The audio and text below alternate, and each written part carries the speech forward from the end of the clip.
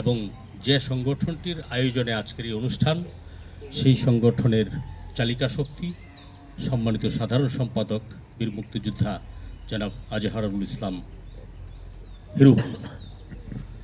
আজকের এই অনুষ্ঠানের সম্মানিত সভাপতি, ঐতিহ্যবাহী দেওয়ানবাড়ির কৃতি সন্তান, যার হাত ধরে যে বীজটির অঙ্কুরোপণ হয়েছে বাংলাদেশ ইতিহাস ঐতিহ্য অনুসন্ধান ও গবেষণা কেন্দ্র, এই কেন্দ্রটি আজ মহীরুহে বিস্তার করছে তার পত্রপল্লব 1 বছরের মধ্যেই, যার পদাঙ্ক অনুসরণ করে আজকে আমরা পেয়েছি আমাদের একজন প্রখ্যাত কাঙ্ক্ষিত মানুষ জনাব জাভেদ হোসেন মহোদয়কে, যার কাছ থেকে আজ আমরা কথা শুনব। তার কথা শুনবার জন্যেই আসলে আমরা প্রত্যেকেই এসেছি। আমি মনে করি আজকে ওনার কথা শুনব। আমাদের কথা আজকে বলার দিন নয়, আজকে আমাদের শোনার পালা। এমন একটি সুযোগ আমরা হাতছাড়া করতে চাই না। আমি শুধু এটুকু বলতে চাই, এই জনপদটি বিশেষ করে পূর্ব ময়মনসিংহের কেন্দুয়া, মদন, খালিয়াজুড়ি, এই 3টি নিয়ে একটি থানা ছিল যখন কেন্দুয়া।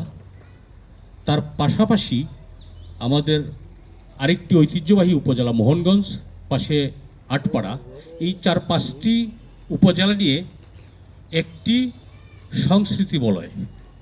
এখানের ভাষা সংস্কৃতি একই রকম, আমাদের কথা, আমাদের সাহিত্য চর্চা এবং কাব্য চর্চা সবগুলোর সুর একই রকম। কাজেই এই অঞ্চলটি আমাদের এই লোকসাহিত্যের একটি সূতিকাগার হিসাবে ঐতিহ্যবাহী মদন দেওয়ানবাড়িতে যে বীজটি রোপণ করা হয়েছে ইতিহাস ঐতিহ্য সাহিত্য চর্চার, এটি প্রাণের, আমাদের অন্তরের, আমাদের সকল পর্যায়ের মানুষের আকাঙ্ক্ষা থেকে এই সংগঠনটি প্রতিষ্ঠা হয়েছে।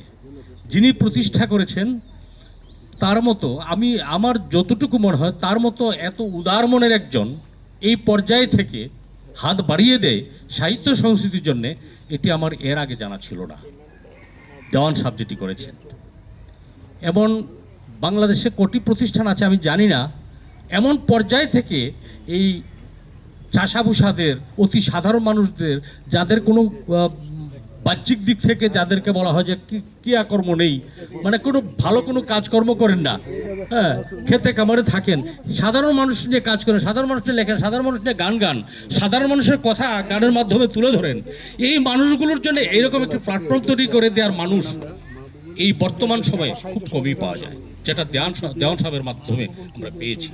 কাজেই এই বৃক্ষটিকে আমরা ছেড়ে দিতে চাই না। আমরা চাই এই বৃক্ষটি অনন্তকাল বেঁচে থাকুক এবং এই সাহিত্য সংস্কৃতির চর্চা অনন্তকাল অবধি চলতে থাকুক। আমরা এর ভিত সুদৃঢ় করব। আমি মনে করি এইখানে যারা আসেন প্রত্যেকেই এই প্রতিষ্ঠানটির ভক্ত হয়ে যান। এটির একটি সম্মোহনী শক্তি আছে। সেই শক্তিটা কি? শক্তিটা হলো মাটি ও মানুষের কথাগুলো এখানে শোনা যায়।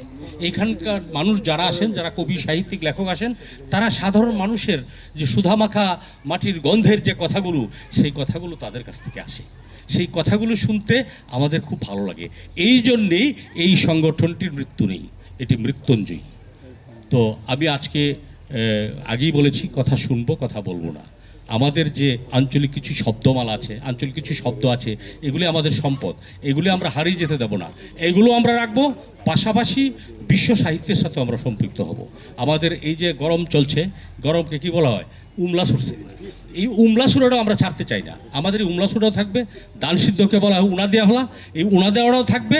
আমাদের যে দাদা বা বড় বাপ, তাদের যে বড়মা, তাদের যে কথাগুলো ছিল, সেই কথাগুলো আমরা স্মরণে রাখবো। পাশাপাশি আধুনিক সাহিত্য আমরা চর্চা করব, বিশ্ব সাহিত্যের সাথে আমরা সম্পৃক্ত হব। আজকে তারই আলোকে আমাদের আজকে প্রধান আলোচক যিনি এসেছেন, তার কাছ থেকে আমরা সেই কথাগুলো শুনবো, সে আশাবাদ ব্যক্ত করছি। হালিম ভাই আছেন এখানে, আসলে আমি কারো নাম বলতে পারিনি, সেই জন্য আমি আন্তরিকভাবে দুঃখিত। আমাদের নেত্রকোনার মানে একজন কৃতি সন্তান, এই শুধু সাংবাদিকদের অভিভাবক নন, যিনি সাহিত্য সংস্কৃতিকে লালন করছেন, হালিম ভাই, আমাদের হেলিম ভাই, নেত্রকোনা জেলা প্রেস ক্লাবের সম্মানিত সাধারণ সম্পাদক, তিনি আমাদের মাঝে এসে উপস্থিত হয়েছেন। তার মানে কি আমাদের পুরো নেত্রকোনার সাহিত্য সংস্কৃতি অঙ্গনের যারা সবাই এখানে এসে পড়েছেন। আমি ধন্যবাদ জানাচ্ছি হালিম ভাইকে। আমি কারো নাম বলতে পারিনি বলে দুঃখিত। আমার সকল যারা উপস্থিত আছে সবাইকে আমি আমার পক্ষ থেকে শ্রদ্ধা, অভিনন্দন এবং প্রাণ ভরে ভালোবাসা জানাচ্ছি। ধন্যবাদ সবাইকে।